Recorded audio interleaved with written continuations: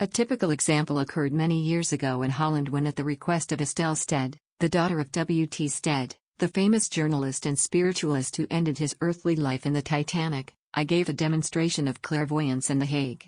It was beyond my capacity to repeat the strange Dutch sounds spoken by the spirit communicators, and so for my benefit the messages had to be translated into English by a spirit interpreter. I then repeated them aloud in English and, because few of the audience understood the English language, the messages were translated back into Dutch by an interpreter standing by my side on the platform.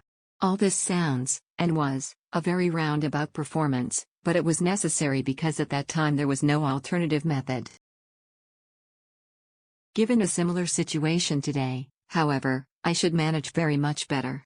From experience, my ear has become better attuned to picking up the sounds of a foreign language, and my tongue is more practiced in reproducing them. Even so, it is still not easy, and it is a very laborious process since each word has to be spoken slowly and every syllable carefully enunciated.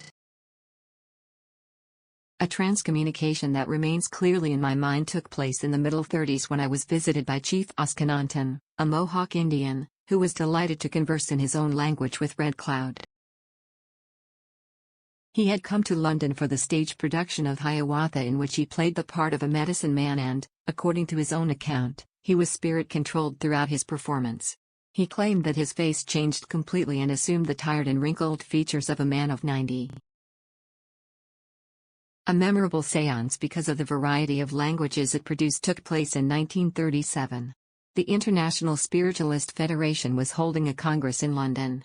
With Red Cloud's approval, Han and Swaffer invited some of the overseas delegates to a direct voice sitting at my center.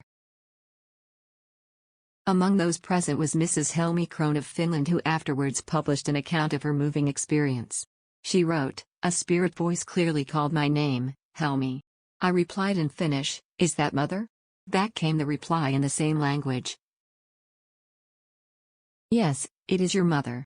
I then asked if my father was with her and she replied that he was. I could hear every word quite clearly. It was the first time I could recall listening to my dear mother's voice, for I was a small child when she passed over." In view of the fact that Mrs. Krohn had no recollection of her mother's voice, it may seem that her claim to have identified her spirit visitor was impetuous. Perhaps it was, but it does not alter the fact that somebody spoke to her in Finnish, and that the only person in the room with any knowledge of that language was Mrs. Krohn herself. Mr. T. Biganelli of Switzerland was another of the delegates to receive a spirit communication which made a deep impression on him. He was addressed by his daughter, who spoke to him in clear, ringing tones. After the sitting, he confessed, "It was really wonderful. Not only were they the words of my little girl, but it was also her voice." The child told her father that he had brought her photograph and that it was in his pocket. At the end of the sitting he passed it around for us to see.